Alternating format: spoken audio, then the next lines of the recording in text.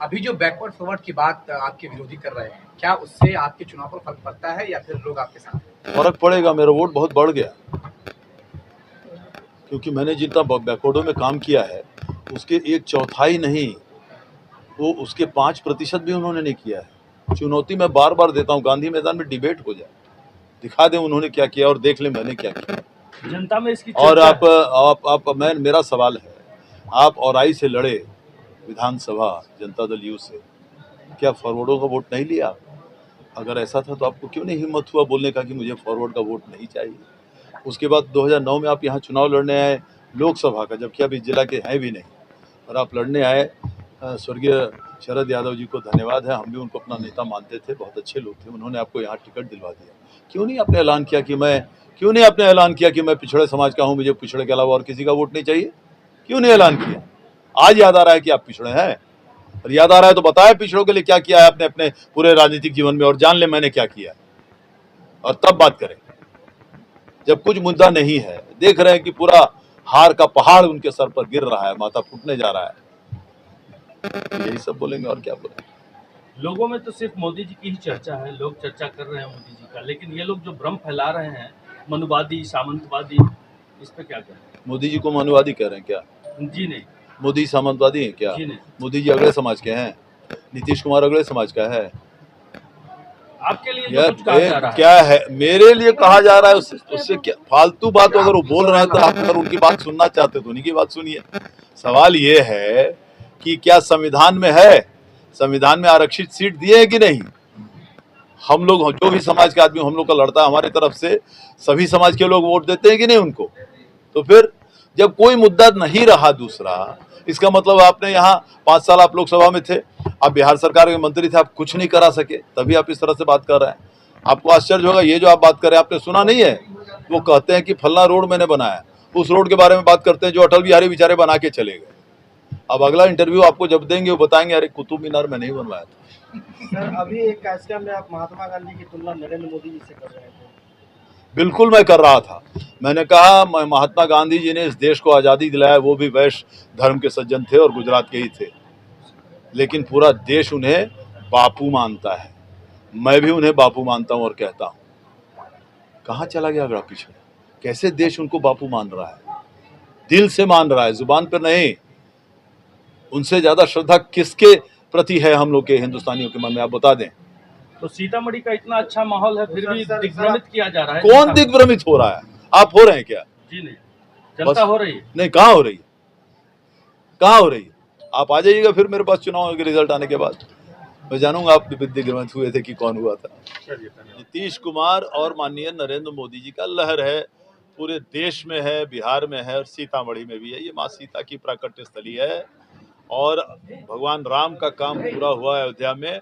अब यहाँ सीतामढ़ी के लोग इसलिए कि जो भावनात्मक संबंध सीतामढ़ी का भगवान राम से है, अयोध्या से है, माँ सीता का अयोध्या से है, तो हर आदमी अब ये सोच रहा है, ये उम्मीद लगा के बैठा है कि चलिए अयोध्या का काम पूरा हुआ, निश्चित रूप से अब हमारे सीतामढ़ी का भी उसी तर्ज पे काम होगा। नंबर 1। और ये भी बोलते हैं कि हाँ, दूसरा आदमी जो सुनता है ये बोलता है ये बात तो है, मोदी है तो मुमकिन है, ये भी बोलता है हर आदमी। तो ये आस्था हर आदमी का आदरणीय नरेंद्र मोदी के प्रति हो चुका है। लोग मानते हैं कि साहब देश का मान सम्मान बढ़ाने का उन्हें दुनिया में काम किया है, हिंदुस्तान में भी गरीबों के लिए खासकर कोरोना के बाद करोड़ों लोगों की जानें बची हैं। जो सबसे पहले देश में, दुनिया में सबसे पहले कोरोना का इंजेक्शन बना इंडिया में, और किसी भेदभाव हुआ क्या? मैं जानना चाहता हूँ, कहीं भेदभाव किया क्या नरेंद्र मोदी ने या भारत सरकार ने कि फल्ला धर्म वालों को ही वो इंजेक्शन दो, फल्ला धर्म वाले को मत देना, फल्ला धर्म वाले को वो चावल मत देना, अनाज मत देना उसके घर में, फल्ला धर्म वाले को उसके घर में ये राशि मत देना जो 5,000 6,000 देना है प्रत्येक आदमी को, एडल्ट आदमी को। उन्होंने कहीं इस बात पर भेदभाव किया क्या कि ये साहब आयुष्मान कार्ड है ये खाली फलने धर्म को ही देना? तो एक गरीब आदमी, हम लोग कई जगह क्षेत्र में गए, हमने पूछा कई जगह, बेचारे एक झुंड देखा गरीब महिलाओं की, हमने पूछा चाची की विचार है बेर केकरा वोट देबै? ए जेकर खाई छी ओकरे न देबै। जोर से आवाज से बोल के बेचारी महिला बोल रही, गरीब गांव इस तरह से बोल रही। आप समझ सकते हैं, इससे आप इसका संकेत समझिए। हवा वैक्सीन पर भी आरोप लगा रहे हैं, वैक्सीन को लेकर आरोप लगा रहे हैं। वही लगा रहे होंगे जो खुद भी ले लिए होंगे।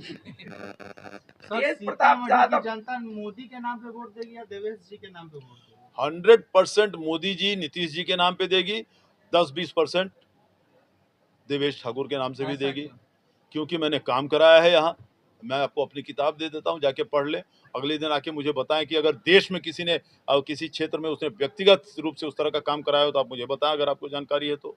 अभी दे देता हूँ आपको, सभी लोगों को दे देता हूँ। उसमें सारे किताब जो काम है वो मेरे तरफ से किए हुए हैं, सरकार की तरफ से किए हुए काम नहीं है, मेरे तरफ से जो काम इस मेरे 20 साल में है उसका जिक्र है उसमें। मीसा भारती के मंच पर तेज प्रताप के द्वारा कल आरजेडी के कार्यकर्ताओं को थप्पड़ मारा गया। व्यक्तिगत टिप्पणी मैं नहीं करना चाहता, मैं करता नहीं, है मेरे आदत में नहीं। ये हमारे विपक्षी जो लोग हैं उनकी आदत है, हम लोग का वो संस्कार नहीं है। लोकल मुद्दा से ज्यादा कनेक्ट मालिकों के लिए कुछ कहना चाहेंगे? जनता मालिकों के लिए संदेश है, उन्हें धन्यवाद है, बहुत प्रेम दिया है इस पूरे अभियान में।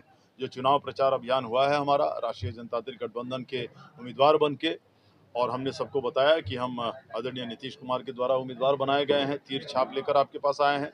समर्थन है आदरणीय नरेंद्र मोदी जी का, आदरणीय जीतन राम मांझी जी का, आदरणीय उपेंद्र कुशवाहा जी का, आदरणीय चिराग पासवान जी का, सभी का समर्थन है।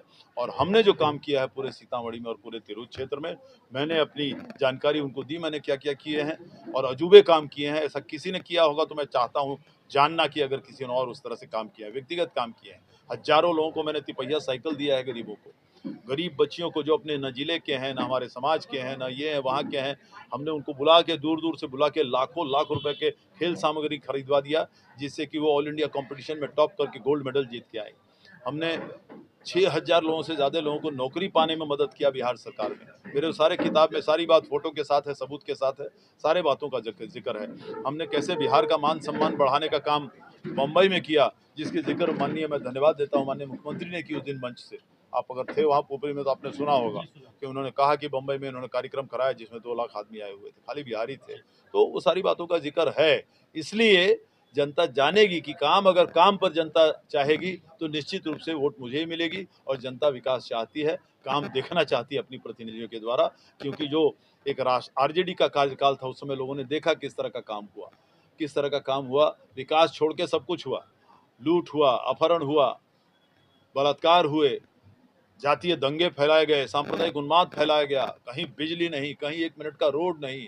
इस तरह से वो सरकार चलाया जाता है, निर्वाचित सरकार चलता है। पटना उच्च न्यायालय ने टिप्पणी कर दी कि साहब यहाँ जंगल राज चल रहा है उस समय, इसलिए कोई नहीं लौटना चाहता उस राज में। और कुछ ये दूसरा चीज है, ये तो आपने अगड़े पिछड़े का बात कहा, अच्छा वो मुझे याद आ गया। ये तो अब इस कदर ये गिर चुके हैं, ये कहने लगे हैं कि देवेश ठाकुर का अपराधियों से साठगांठ। किसी अपराधी का नाम ले लेते हैं, कोई झा का नाम ले लेते हैं, कौन है मैं नहीं जानता, मेरा दुनिया में कोई अपराधी से आज तक नहीं। और ये मूर्ख आदमी इतना नहीं समझते हैं कि मैं यहाँ 22 साल से प्रतिनिधि हूँ, उससे 15 साल 20 साल पहले से यहाँ काम कर रहा हूँ। मेरे पिताजी पूरे यहाँ जो व्यावसायिक समाज है, जो मारवाड़ी समाज है, उनके गार्जियन हुआ करते थे, खाली एडवोकेट नहीं होते थे। आप किसी से बड़े परिवार से जाके पूछ लीजिए, मारवाड़ी समाज से, व्यावसायिक परिवार से, वैश्य परिवार से, सब उनको याद करता है तो उनको नमन करता है हमारे पिताजी को। 40 साल 50 साल 60 साल वो एडवोकेट के रूप में काम किया। इतना 1939 में काम शुरू किया एडवोकेट का, और 95 में उनका देहांत हुआ है। यानी 45 और एक 46 साल वो, 55 और एक 56 साल वो प्रैक्टिस किए यहाँ। तो ये उनकी रेपुटेशन थी, उसी हिसाब से लोग मुझे देखते हैं। और मैं आज 15 साल से 20 साल से यहाँ पर हूँ। कोई इतिहास है क्या? वो कहते हैं टेंडर हो जाएगा, टेंडर में खून खराबा होगा, टेंडर में लेवी कलेक्ट किया जाएगा। वो जो एक्सपर्टीज उनके दल का है वो अपने बारे में सब यहाँ खुद सुना रहे हैं, वो दर्शा रहे हैं कि क्या किस चीज़ का एक्सपर्टीज है उनका। ये परिस्थिति है। तो ऐसा, और सब आके मुझे बोलते हैं साहब हम लोग तो हंसी आते हैं जब वो आदमी इस तरह से बात करता है। इस परिवार को और आपको इस तरह से बोलना, तो हम समझते हैं कि इससे बड़ा बेवकूफ़ी हो नहीं सकता है। लेकिन आप एकदम निश्चित रहे, मैं आपको बताता हूँ, कहीं किसी तरह से कोई गलतफहमी किसी को नहीं हो सकता हमारे बारे में, हमारे काम के बारे में।